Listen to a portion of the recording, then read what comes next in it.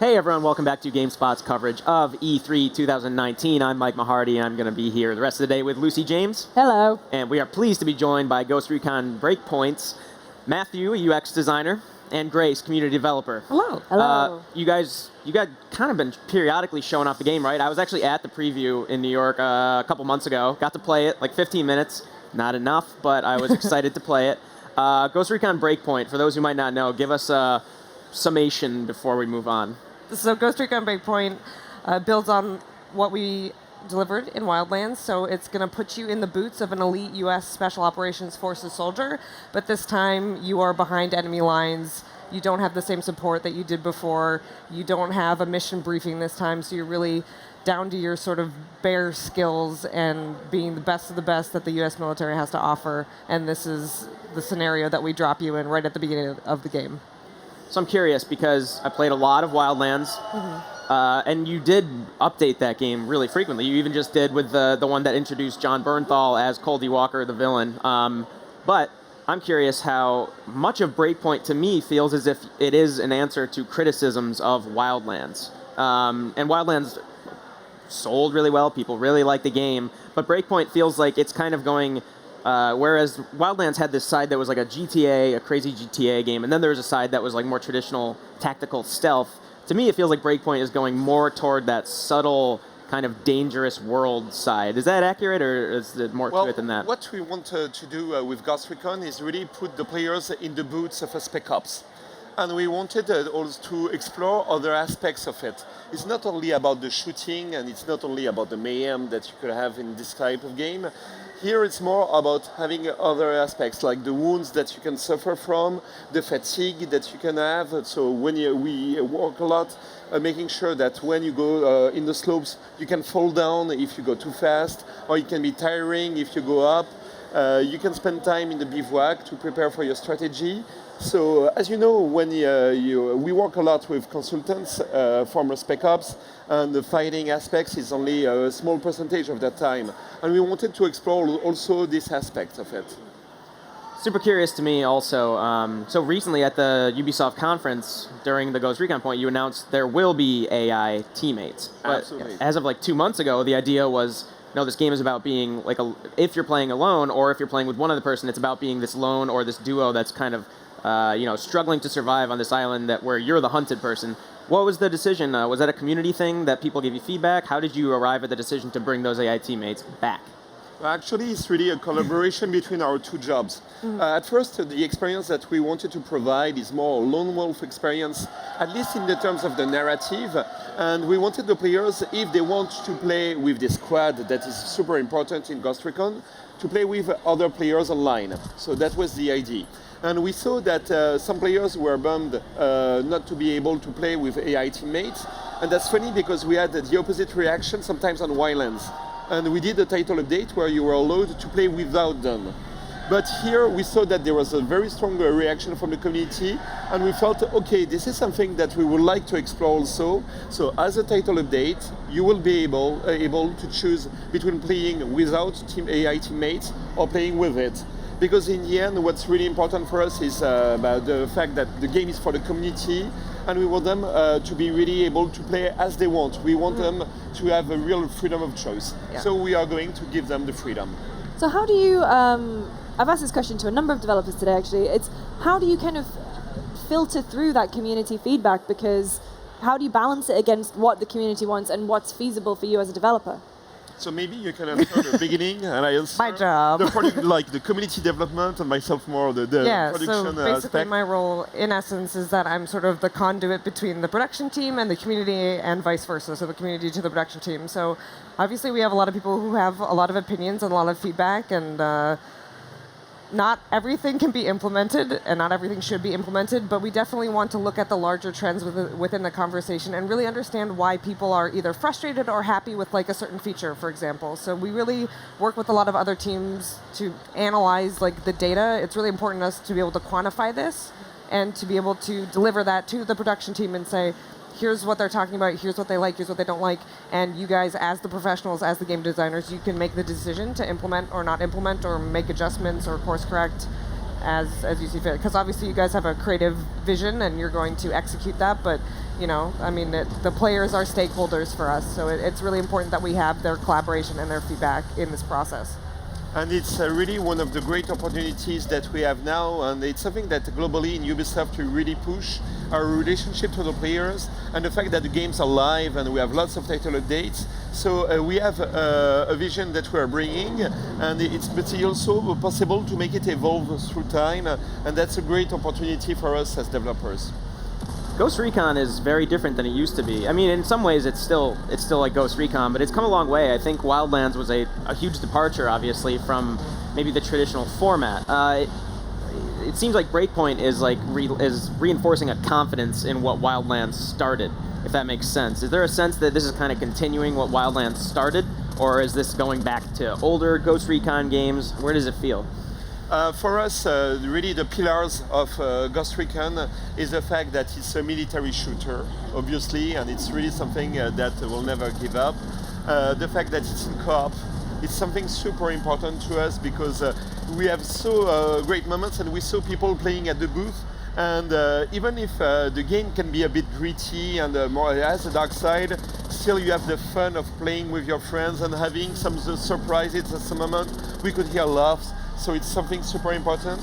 And what we really like about the open world aspect that we're still keeping is the fact that it leaves you lots of freedom in the way you choose to explore the island, how you want to approach the different camps, and it gives you a 360 approach where you can really build the tactics. And I think that this tactical aspect is really something also that makes us different from other games.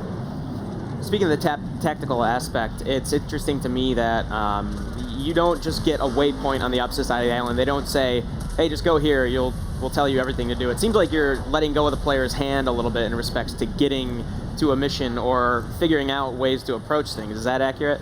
I think it's something that especially pleases our audience. They like to be not always handled all the time, and we can ask them a bit more, I would say, maybe on a Ghost Recon game. So they will be able, of course, to follow a path that is easy to follow if you're new to the game and you're not used and you don't want too many options. But at the same moment, we're also really letting them, from the very beginning of the game, go anywhere on the island. There's no linear part at all, like at the beginning with a series of tutorials. You will have them, but you will be, from the very beginning where you play, you can go wherever you want, and this freedom is super important to us. And so will enemies level along with you as you're going around, or is it going to be kind of like blocked off depending on... So there is, the enemies have levels, and yourself you can find new gear that will improve your level, but it's not like it's the same kind of RPG as you can find in other games, because here we are still very player skill based. The players will see, and that's what the experience when they play the demo, it has a very similar feeling to Wildlands, where a bullet in the head eliminates all human enemies. So they will raise with you, but it will be an incentive to find some weapons because it can be effective, but where really your gear leveling shines is against the drones. And we are bringing very deadly foes against the players, and it's more the mechanical enemies. And we have in the demo a very big, huge tank that is automatized, that is called the Behemoth. And you spend time fighting against it, taking down its defenses, finding the weak spots, and of course, if you have a better gear, it will make your life easier. What was the thinking behind adding like a gear leveling system, like a loot system, to be reductive, whereas Wildlands had more of a go to this specific crate for this weapon, and you get the weaponsmith and you can outfit it that way. But what was behind the decision to move toward this more I don't know if I want to say modern, but kind of like color-coded leveling system? So we realized that even if players are really happy to have lots of options in a game like Wildlands of different weapons, they don't change it so much because they don't have a good incentive to do it. So here we are bringing elements of progression linked to those weapons, even if in the end what's really important are your skills, but it's a very nice incentive to try different weapons, and they all have really a different play style and a different feeling, and it helps you to try different things and to find out what you like. But be reassured, if there's a weapon that you really like, that really fits your playstyle, there will be systems in the game that will allow you to focus on the weapon, upgrade it, and even make sure that you can have the right level for this weapon with all the rest of your gear level. To pivot slightly more towards the campaign, and obviously at the Ubisoft press conference, we had the Punisher himself, John Bernthal, come on stage. Indeed. I have a question about the dog. Okay. Is the dog going to be in the game? So this is a Grace idea. Don't worry, you do this. I can neither confirm nor deny the presence. Oh, Bam Bam. But Bam Bam was great on the stage, and I think we should all remember the moments that we had together, which were beautiful. That sounds like a no to me. Remember the moments we had. I didn't say yes or no.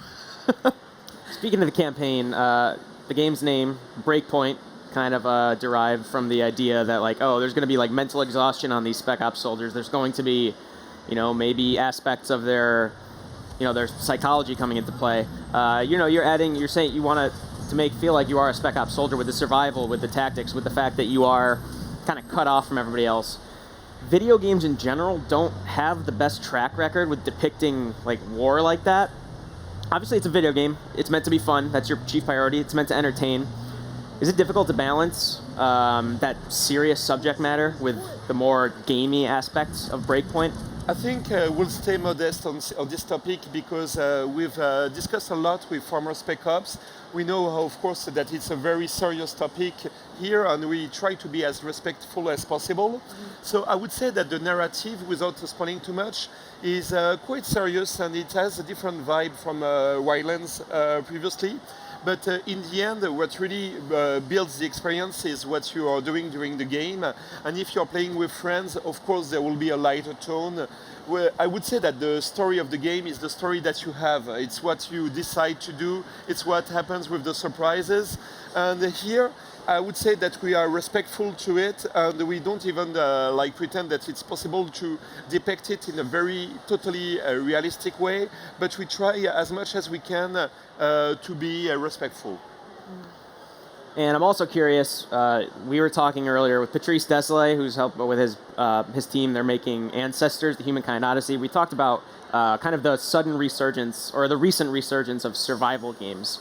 And of course, Breakpoint has more survival elements now. What is it about those that make a game entertaining? If that's is that even the right word? Like, why add survival elements to these games when survival itself is this really stressful idea? What I think is that the survival aspect, it can be really enticing because it makes the things more real. And I think having superheroes that are never wounded, never tired, it's not something that you really believe.